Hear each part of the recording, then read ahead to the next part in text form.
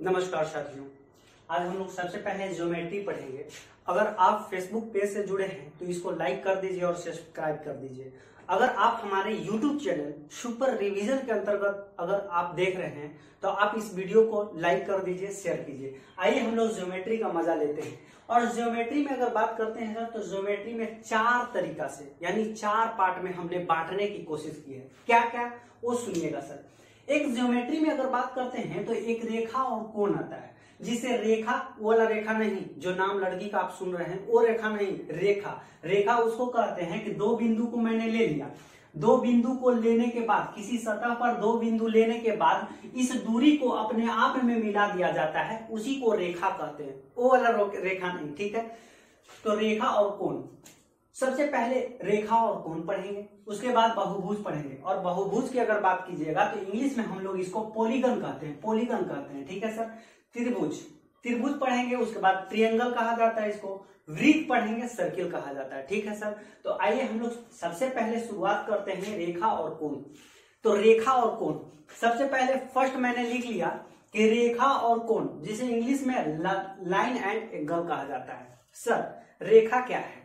तो रेखा की अगर बात करते हैं तो किसी सतह पर, हमने अभी बताने भी काम भी किया कि किसी सतह पर 2 बिंदु ले लेने के बाद इस दोनों की दूरी को मिला दिया जाता है, उसी को रेखा कहा जाता है। और रेखा की अगर बात कीजिएगा तो इसका कोई अनंत नहीं, अनंतों तक जा सकता है, बहुत दूर तक जा सकता है, ठीक है सर। तो रेखा 3 प्रकार के होता है, वो वाला रेखा नहीं जो समझ रहे हैं आप। रेखा ये जो 2 बिंदु को मिलाने वाली सतह की दूरी को रेखा कहते हैं। तो रेखा 3 प्रकार के होते हैं, यानी रेखा लाइन, जिसे हिंदी में लाइन कहा जाता है, सॉरी इंग्लिश में लाइन कहा जाता है, ठीक है। तो रेखा 3 प्रकार के होते हैं। कहोगे सर क्या क्या रेखा 3 प्रकार से क्या क्या होता है? सबसे पहले रेखा एक सरल रेखा होता है, एक दूसरा वक्र रेखा होता है, तीसरा समपाती रेखा होता है। सर ये सरल रेखा, वक्र रेखा, समपाती रेखा क्या है, हम बताने की कोशिश करते हैं। सरल रेखा उसको कहते हैं जो सीधा सीधा चले, उसी को सरल रेखा कहते हैं। एक एग्जांपल देते हैं, आप समझिएगा। मान लीजिए कि आपका यहाँ घर है, ठीक है सर। आप किसी मार्केट में यहाँ जा रहे हैं, आप किसी सामान लाने, ठीक है सर। पहला रास्ता आपके पास क्या होगा? पहला रास्ता ये होगा कि आप या तो सीधे जा सकते हैं इस मार्केट में, या दूसरा रास्ता ये होगा सर कि पहले आप जाते हैं यहाँ और उसके बाद यहाँ जाते हैं, उसके बाद यहाँ जाते हैं, इस गली में जाते हैं, इस गली में जाते हैं और इसके बाद यहाँ मंजिल पे पहुंचते हैं। उसी को हम लोग 2 रास्ता कहते हैं। पहला रास्ता यहाँ से सीधे जाएंगे, दूसरा रास्ता घूम फिर के जाएंगे, यहाँ पे पहुंच जाएंगे, उसी को 2 रास्ता कहा जाता है, ठीक है सर। तो सरल रेखा की अगर बात कीजिएगा तो सरल रेखा सीधा चलेंगे, उसी को सरल रेखा कहते हैं। यानी कि सरल रेखा मतलब हम यहाँ से दौड़ के जा रहे हैं, धीरे धीरे जा रहे हैं, और सरल रेखा यानी कम दूरी किए, उसी को सरल रेखा कहते हैं। दूसरा वक्र रेखा, वक्र रेखा का मतलब ही होता है टेढ़ा लंगड़ा, यानी कि इस गली में जाए, उस गली में जाए और उस गली के बाद इस मार्केट में मंजिल हम पा गए, उसी को वक्र रेखा कहते हैं। और वक्र रेखा की बात करते हैं तो टेढ़ा लंगड़ा होता है, ठीक है सर। यानी कि इसमें समझ में। अब समपाती रेखा क्या है? समपाती रेखा अगर बात करते हैं तो 3 या 3 से ज्यादा रेखा का निर्माण होता है, उसी को समपाती रेखा कहते हैं। आगे चलकर यहाँ आपको पढ़ने को मिलेगा, हम वहां समझाएंगे अच्छे तरीके से, ठीक है सर। आपको ये समझ में आ जाना चाहिए तीनों, ठीक है सर। अब रेखा तो हम लोग पढ़ लिए भाई, अब हम लोग कोण पढ़ेंगे। और कोण कैसे पढ़ेंगे हम उसको एक पार्ट बताते हैं, ठीक है सर। तो कोण कैसे, कोण की अगर डिफिनेशन की बात करते हैं तो लिखा गया सर कि 2 रेखा, क्या लिखा हुआ सर? 2 रेखा एक ही बिंदु पर मिलते हैं। क्या हुआ सर? 2 रेखा एक ही बिंदु पर मिलते हैं। सर लिटरेचर आपने लिख दिया, हमको समझ में नहीं आया, थोड़ा अच्छा से समझिए। तो हम क्या बताएं? 2 रेखा एक ही बिंदु पर मिलते हैं, यानी मतलब ये होगा सर, ये बिंदु है, ठीक है सर।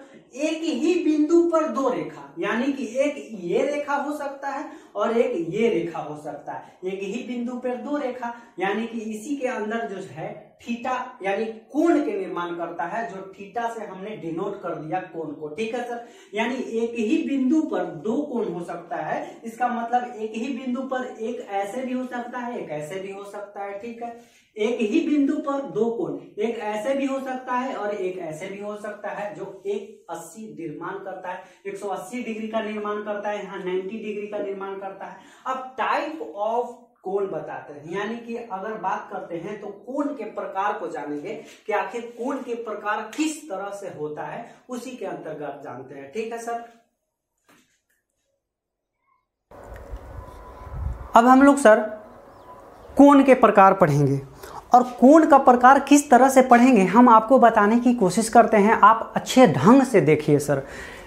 कोण के प्रकार से हम लोग 5, 6, 7 टर्म में मैंने तोड़ दिया है, तोड़ा जाता है, और लेकिन 5, 6 से आपको काम चल जाएगा, लेकिन मैंने 7 टाइप बताया। ठीक है सर।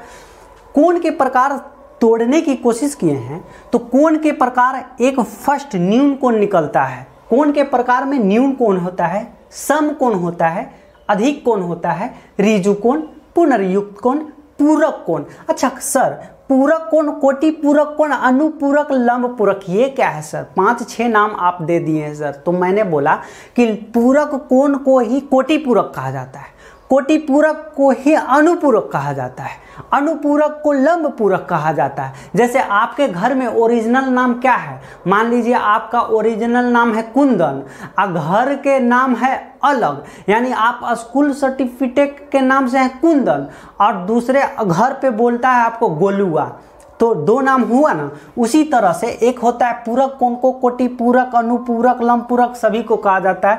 और 7 नंबर के बारे में बात करते हैं तो समपूरक को ही ऋजु पूरक कोण कहलाता है। ठीक है सर। अब इसको बारीकी से हम लोग पढ़ेंगे, और बारीकी से पढ़ने के बाद आपको दिमाग में एडजस्टमेंट करना है और उसके बाद समझना है। अच्छा, कोण के प्रकार में पहला न्यून कोण क्या है? तो न्यून कोण के अगर बारे में बात कीजिएगा, जिस कोण का मान 0 से अधिक हो और 90 से छोटा हो, उसी को हम लोग न्यून कोण कहते हैं। ठीक है सर। यहाँ लिखा हुआ सर, 0 से बड़ा हो और 90 से छोटा हो, उसी को हम लोग न्यून कोण कहते हैं। अगला नंबर सम कोण है सर। तो सम कोण, जिस कोण का मान 90 डिग्री हो, उसी को समकोण कहते हैं। ठीक है सर। अधिक कोण क्या है सर? अब अधिक कोण के बारे में बात करते हैं, जिस कोण का मान 90 से बड़ा और 180 से छोटा, उसी को हम लोग अधिक कोण कहते हैं। ठीक है सर। अगर आप नोट कर दे सकते हैं, 0 से इधर से बड़ा होना चाहिए और इधर से छोटा होना चाहिए। ठीक है सर। 90 से अगर बात करते हैं, 90 से बड़ा, और अगर बात करते हैं 180 से छोटा होना चाहिए। ठीक है सर। ऋजु कोण क्या आता है? तो ऋजु कोण के बारे में बात करते हैं, जिस कोण का मान 180 डिग्री हो, मान लीजिए अल्फा से डिनोट मैंने किया है, अल्फा बराबर 180 डिग्री हो, उसी को हम लोग ऋजु कोण कहते हैं।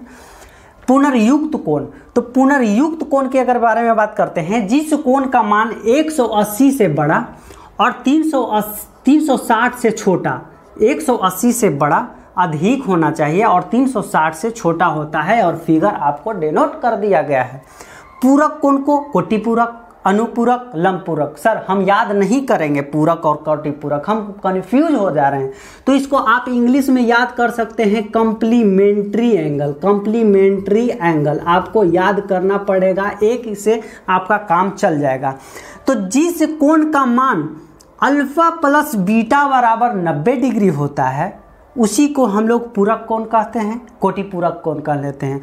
लेकिन अगर बात करते हैं तो अल्फा बराबर आपको 90 माइनस बीटा हो जाएगा, और बीटा बराबर अगर बात करते हैं तो 90 माइनस अल्फा हो जाएगा। ठीक है।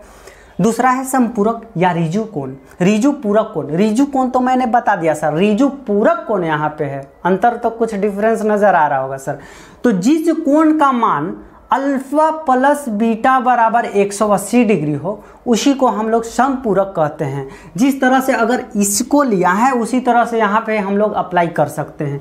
अल्फा बराबर 180 माइनस बीटा लिख सकते हैं, या बीटा बराबर अगर 180 माइनस अल्फा लिख सकते हैं। उम्मीद करता हूँ कि मैं ज्योमेट्री में लाइन एंड एंगल, जिसे रेखा और कोण कहा जाता है, मैं आपको क्लियर कर चुका हूँ। एक बार फिर से कोण के प्रकार मैंने बता दिया, न्यून कोण, सम कोण, अधिक कोण, ऋजु कोण, पुनर्युक्त कोण, पूरक कोण, कोटि पूरक, संपूरक, लंब पूरक को ही कॉम्प्लीमेंट्री कहते हैं और समपूरक का मैंने डिफाइन कर दिया है। अगर आपको ये वीडियो अच्छा लगता है तो आपका परम कर्तव्य ये हुआ चला कि आप इस वीडियो को लाइक करके आप इसे शेयर कर दीजिए ग्रुप में, ठीक है सर।